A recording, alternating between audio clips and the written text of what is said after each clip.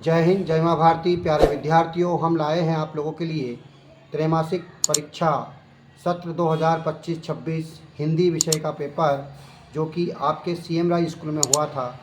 इसका मैं लेके आया, संपूर्ण हल लेके आया हूँ। 100% जो हमने पढ़ाया था पूरा आया है। और एक एक मिला लीजिएगा आप इसको, आपके कितने अंक आए हैं ज़रूर मिला लीजिएगा आप। प्रश्नों को हल करना अनिवार्य है। सीएम राय स्कूल का पेपर है, ध्यान दीजिए आप। निम्नलिखित कथनों के लिए सही विकल्प चुनकर लिखिए। तो हालावाद के प्रवर्तक कवि हैं तो हरिवंश राय बच्चन। कवि आलोक धनवा किस दशक के कवि हैं? तो ये आएगा आपका 7वें 8वें दशक के। मातृक छंद का उदाहरण है तो इसमें आएगा सोरठा गा वाला। भक्तिन गले में पहनती थी तो क्या आएगा सही प्रश्न इसका? कंठी माला। सही कर लेना इसको। सिल्वर वेडिंग पार्ट के लेखक हैं मनोहर श्याम जोशी।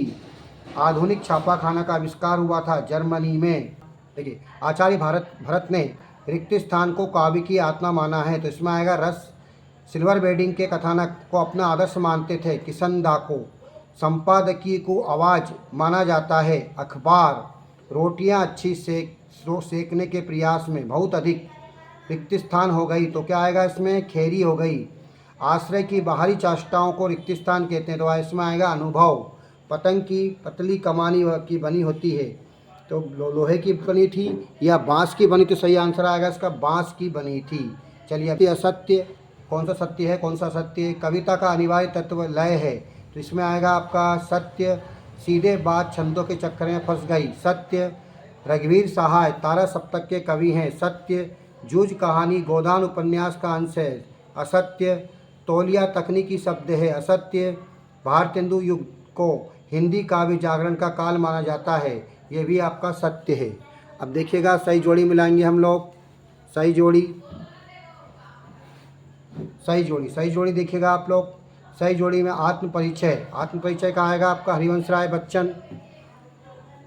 पतंग में आएगा आपका आलोक धनवा। विभाव में आएगा आपका रसरंग। जूझ में भक्ति में आएगा आपका महादेवी वर्मा। लक्षणा में आएगा आपका शब्द शक्ति। जूझ में आएगा आपका आनंद यादव। विभिन्न माध्यमों के लेखन में आएगा आपका अभिव्यक्ति माध्यम। अब चलिए आगे नेक्स्ट देखते हैं हम लोग। 100% पूरा जो हमने पढ़ाया था, पूरा हमारे नोट्स के अलावा जो हमारे पढ़ाए गए थे मौखिक, वो भी आया है आपका। लिखवाए गए थे, आपको क्वेश्चन मिलाइएगा आप लोग। अगला आता है निम्नलिखित प्रश्नों के उत्तर, एक वाक्य में उत्तर दीजिए। गुनाहों का देवता उपन्यास के लेखक कौन है? तो आएगा आपका धर्मवीर भारती। बच्चे किसकी प्रत्याशा में होंगे? माता पिता की। शब्द गुण कितने प्रकार के होते हैं? नाम लिखिए। तो 3 प्रकार के, माधुर्य गुण, औज गुण और प्रसाद गुण। ध्यान दीजिए। जूझ उपन्यास के अनुवादक का नाम क्या है? आनंद यादव। प्रत्येक पंक्ति में 31 वर्णों वाली रचना कहलाती है कवित्व। आधुनिक काल की मीरा किसे कहते हैं? तो सही आएगा इसका महादेवी वर्मा। HTM का फुल फॉर्म क्या है? तो हाइपर टेक्स्ट मार्कअप लैंग्वेज।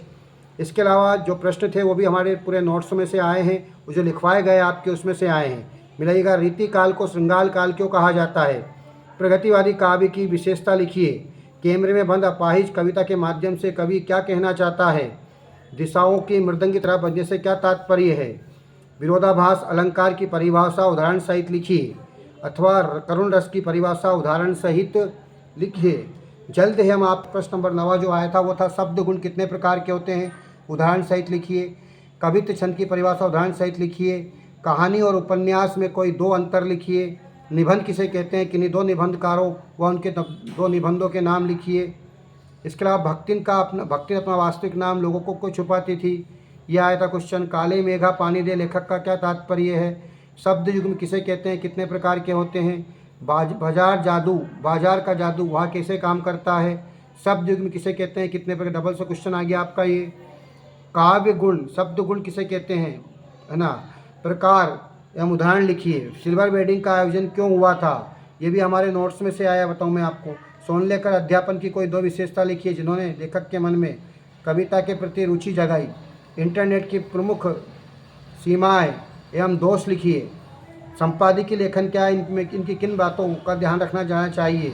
कुंवर नारायण अथवा हरिवंश राय बच्चन की काव्यगत विशेषता निम्न बिंदुओं के आधार पर कीजिए। 2 रचनाएं, भाव पक्ष, कला पक्ष। ये मैंने वर्तमान में जो आपको नोट्स दिए थे ग्रामर के उसमें से आया है। महादेवी वर्मा तथा धर्मवीर भारती की साहित्यिक विशेषता निम्नलिखित में से बिंदुओं के आधार पर ज्ञात कीजिए। इसके अलावा भाव पल्लवन कीजिए, आवश्यकता आविष्कार की जननी है, अथवा मोबाइल के उपयोग विषय पर दो मित्रों के बीच की संवाद को लिखिए। तो इस प्रकार से आपका पूरा आया था। देखिए अगला क्वेश्चन देखिए, प्रश्न नंबर 19वां, अपठित गद्यांश तथा काव्यांश को पढ़कर नीचे लिखे प्रश्नों के उत्तर दीजिए। जैसे आदर्श व्यक्ति कर्मशीलता में ही अपने जीवन की सफलता समझता है, जीवन का प्रत्येक क्षण वह कर्म में लगाता है, विनोद के लिए उसके पास निश्चित समय रहता है, शेष समय जन सेवा में व्यतीत होता है, हाथ पर हाथ रख घर बैठने को वह मृत्यु के समान समझता है, काम करने की उसमें लगन होती है, उत्साह होता है, विपत्ति में वह अपने चरित्र का सच्चा परिचय देता है। उपयुक्त गद्यांश का उपयुक्त शीर्षक क्या आएगा? आदर्श व्यक्ति या कर्मशील व्यक्ति, ये दो हो सकते हैं इसके। उपयुक्त गद्यांश में वर्णित व्यक्ति के गुण लिखिए। तो वर्णित व्यक्ति के गुण आएंगे आपके मुख्य रूप से काम करने की उसमें लगन होती है ना, ध्यान दीजिए आप, उत्साह होता है। आदर्श व्यक्ति क्या करता है? तो आदर्श व्यक्ति कर्मशील में अपने जीवन की सफलता समझता है, जीवन का प्रत्येक क्षण वह कर्म में लगाता है। आ रही हिमालय से पुकार है, उदित ग्रस्ता बार बार, प्राची पश्चिमी भूनभ अपार, सब पूछ रहे हैं दिवंगत तीरों का कैसे हो बसंत। तीरों का नहीं, वीरों का है इसमें, वीरों का कैसे हो बसंत, ध्यान दीजिए आप। तो ध्यान दीजिए आप, डबल से बोल रहा हूँ। आ रही हिमालय के पुकार, उद्दित ग्रस्ता बार बार, प्राची पश्चिम भूनभ अपार, सब पूछ रहे हैं दिगांत, तीरों का कैसे हो बसंत, वीरों का कैसे हो बसंत। उपयुक्त पद्यांश का उचित शीर्षक दीजिए। तो बसंत के कैसा हो, बार बार कौन गिर रहा है? तो सागर। उपयुक्त पद्यांश में कौन सा रस है? वीर रस। अब देखें, अब आए आपके संदर्भ सहित प्रसंग सहित भावार्थ लिखिए। भावार्थ लिखे में मैं जग जीवन का भार लिए फिरता हूँ, है ना, जीवन में प्यार लिए फिरता हूँ। तो यह आपके आत्म परिचय हरिवंश राय बच्चन का आया था, है ना। कविता एक खिलना फूलों के बहाने, कविता का खिलना भला फूल क्या जाने, ये कविता के बहाने कुंवर नारायण द्वारा रचित है। ये गद्यांश प्रसंग एवं विशेष सहित व्याख्या, ध्यान दीजिए, ये पीछे पूछा गया संदर्भ प्रसंग और विशेष सहित व्याख्या करना है। तो मेरे भ्रमण की एकांत साथनी भक्तिन ही रही, बद्री केदार आदि के ऊंचे नीचे तंग पहाड़ी रास्तों में, जैसे वह हट करके मेरे आगे चलती रही, वैसे ही गांव की धूल भरी पगडंडी पर मेरे पीछे रहना नहीं भूलती। किसी भी समय कहीं भी जाने के लिए प्रस्तुत होते ही मैं भक्तिन की छाया के समान पाजी हूँ। देखिए ध्यान दीजिए आप, इस चैप्टर के किस पार्ट से लिखा था? भक्तिन, महादेवी वर्मा।